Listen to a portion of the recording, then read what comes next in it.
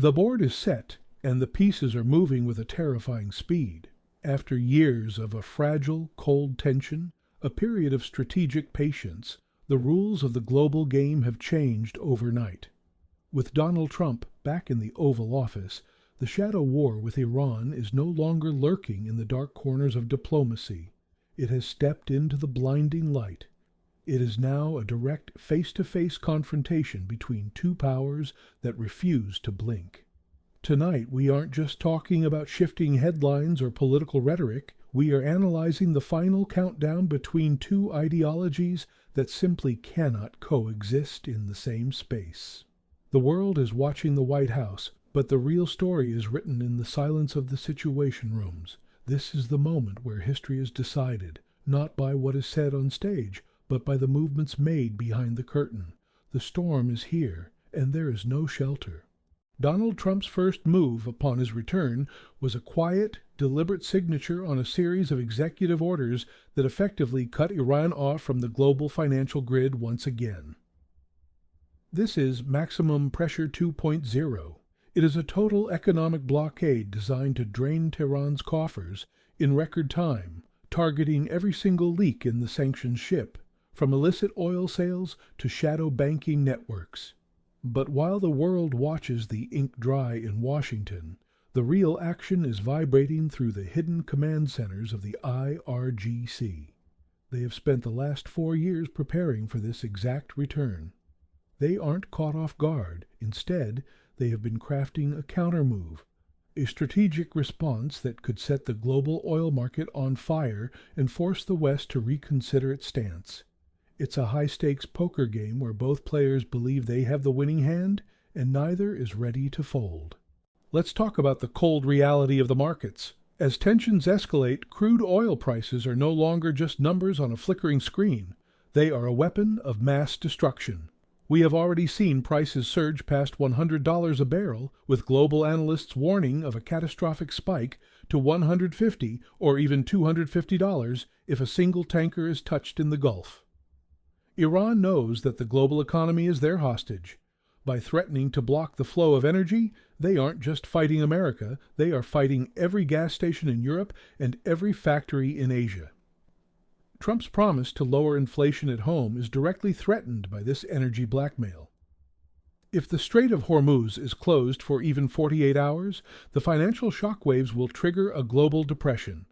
This is the oil weapon, and in 2026, it is more lethal than any conventional missile in the Iranian arsenal. To understand the current anger, we must look at the scars of the past. Remember the direct ballistic missile strikes on the Al-Assad air base in Iraq? That was the first time a nation-state had openly attacked a U.S. base since World War II. Iran proved that day they were willing to strike American soldiers directly, a red line no other nation dared to cross. Since then, the shadow war has seen dozens of drone attacks on U.S. outposts in Syria and Jordan, including the tragic strike on Tower 22. Tehran has perfected the art of plausible deniability through its network of proxies, but the technology and the orders are unmistakably Iranian. Trump hasn't forgotten these hits. He views them as unfinished business. The Pentagon's files are filled with retaliation plans that were once shelved, plans that are now being updated for a much larger, more decisive conflict. Deep beneath the jagged peaks of the Zagros Mountains, shielded by hundreds of feet of solid rock and anti-bunker reinforcements, the centrifuges are spinning at an unprecedented pace. In facilities like Fordow and Natanz, Iran has reached what scientists call the threshold. They are no longer just exploring nuclear energy for light and power. They are holding the keys to the ultimate deterrent. The Ayatollah's message to the world is silent, but it is deafeningly clear. If you push a nation of 88 million into a desperate corner, we will cross the line that no nation has ever returned from. This isn't just about physics, It's about the survival of a regime that sees a nuclear weapon as its only guarantee against regime change.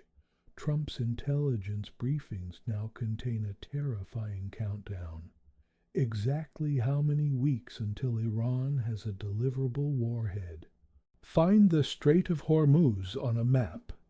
It is a narrow, 21-mile wide strip of water that serves as the jugular vein of the modern world.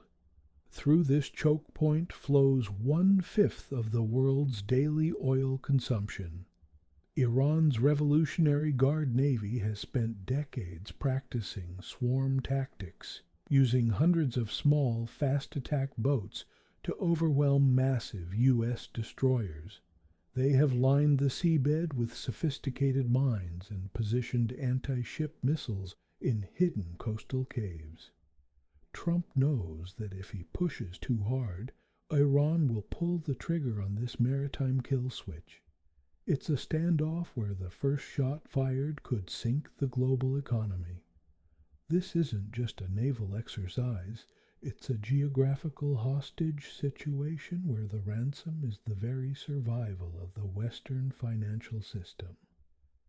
The tension in these waters is so thick you can feel it through a satellite feed. In 2026, Iran is not standing alone. A new deadly axis has emerged between Tehran and Moscow. This isn't just diplomatic talk, it's a cold exchange of military hardware. Iranian Shahed drones have become a staple of the European battlefield, and in exchange, Russia is providing Iran with advanced Su-35 fighter jets and the S-400 missile defense system. This alliance has turned Iran from a regional power into a global player. Trump's strategy of isolation is being challenged by Putin's need for an ally. Together they are testing the limits of American power, creating a multi-front nightmare for the Pentagon. Every move Trump makes against Iran now ripples through the war in Ukraine and the security of NATO. The world is no longer unipolar. It is a fractured landscape where the enemies of the West are finally pooling their resources for a final stand. The war with Iran doesn't begin in Tehran. It begins in the ring of fire that surrounds the Middle East. From the hills of southern Lebanon with Hezbollah to the shores of the Red Sea with the Houthis, Iran has built a proxy army that can strike without a moment's notice. These are not just ragtag militias. They are highly trained, well-funded organizations equipped with precision-guided missiles and underwater drones. For Trump, the challenge is immense. How do you fight an enemy that has 10 different masks? If the U.S. strikes Iran directly, these proxies have orders to ignite the entire region, targeting U.S. bases in Qatar, Bahrain, and the UAE. It is a strategic trap designed to ensure that any war with Iran becomes a forever war that drains American blood and treasure for years to come. Between the rhetoric of Washington and the defiance of Tehran lies the most dangerous variable of all, Israel. To Jerusalem, a nuclear-armed Iran is not a political talking point. It is an existential threat that must be neutralized at any cost. With Donald Trump back in power, the Israeli government feels a renewed sense of freedom to act. We are hearing reports of Operation Daniel, a long-planned high-risk mission involving F-35 stealth jets and deep-penetration bunker busters aimed at Iran's nuclear core. Israel knows that if they don't act now, the window of opportunity will close forever. This puts Trump in a complex position. Does he lead the charge, or does he provide the cover for Israel to do what he has long hinted at? The clocks in the Mossad headquarters and the White House are finally synchronized. Long before the first physical missile is launched, the war will have already been won or lost in the digital cloud. We are currently witnessing an invisible surge in cyber warfare. Iranian-backed hackers have shifted their focus from simple data theft to targeting the physical infrastructure of the United States, the water systems, the power grids, and the hospital networks. Simultaneously, Iran's own industrial centers are experiencing mysterious glitches and massive system failures that look suspiciously like the work of Stuxnet 2.0. In 2026, a line of malicious code can be just as destructive as a 1,000-pound bomb. This is a war where the front line is your living room and the soldiers are keyboard operators sitting thousands of miles away.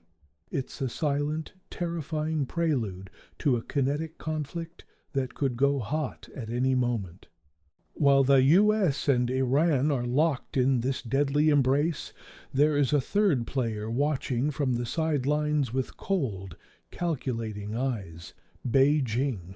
China is the primary buyer of Iranian oil, often using shadow tankers to bypass U.S. sanctions. For China, a conflict in the Middle East is a double-edged sword. On one hand, it disrupts their energy supply. On the other, it forces the United States to pivot away from the Pacific. Every dollar Trump spends on a war with Iran is a dollar not spent on defending Taiwan. Beijing is playing the long game, using its Belt and Road influence to ensure that no matter who wins the war in the desert, China wins the peace. They are waiting for the West to exhaust itself, preparing to step in as the new global mediator in a post-conflict world. One of the most significant yet overlooked aspects of this conflict is the war on the U.S. dollar. Iran, Russia, and China are increasingly moving away from the SWIFT system, trading oil in yuan and rubles. Trump's use of the dollar as a primary weapon of sanctions has accelerated this global shift. If Iran successfully proves that a nation can survive and even thrive outside the U.S. financial system, it undermines the very foundation of American global power. This is why the maximum pressure campaign is so vital to Washington. It's not just about stopping a bomb. It's about protecting the dominance of the greenback. If the dollar loses its status as the world's reserve currency, the American economy collapses from within, making the war in the Middle East the most expensive gamble in history. In the age of AI and deepfakes, the battle for hearts and minds is more chaotic than ever. We are seeing a flood of sophisticated propaganda designed to polarize the American public and the Iranian people alike. Protests are being organized through encrypted apps, and fake videos of imminent attacks are being used to trigger panic in the markets. Tehran's goal is to make the cost of war so high for the American voter that Trump is forced to retreat. Meanwhile, the U.S. is pouring resources into Voice of America-style broadcasting, hoping to trigger a domestic uprising within Iran. It is a psychological battlefield where the truth is the first casualty. In this war of narratives, the goal isn't just to defeat the enemy, but to make sure their own people believe they have already lost. As the military buildup reaches its peak, the danger of a false positive increases by the hour. In 2020, in the heat of tension, Iran accidentally shot down a civilian airliner, thinking it was a U.S. cruise missile. In 2026, with AI-integrated defense systems, the speed of decision-making has moved beyond human capacity. A single radar glitch or a misunderstood signal from a drone could trigger an automated retaliatory strike. This is the fog of war in the digital age. When both sides are on a hair-trigger alert, the margin for error disappears. The world's fate is no longer just in the hands of leaders, but in the hands of algorithms that are programmed to strike first and ask questions later. We are walking a tightrope over an abyss of total, unintended escalation. We return to the harsh reality of the present moment. The carriers are in position. The B-2 bombers are on standby. The rhetoric from both Trump and the Ayatollah has reached a point where backing down is seen as political suicide. When both sides believe they cannot afford to lose, the path to a diplomatic exit is blocked by pride and the blood of those already lost. We are looking at the most dangerous geopolitical standoff since the Cuban Missile Crisis. The ultimatum has been delivered, and the deadline is fast approaching. In the situation rooms of Washington and the bunkers of Tehran, the final orders are being drafted. The time for talk has officially ended, and the time for action is beginning to dawn on the horizon. 88 million Iranians, 340 million Americans, and a world caught in the crossfire of their collision. As the sun sets on the era of traditional diplomacy, we enter the era of absolute consequences.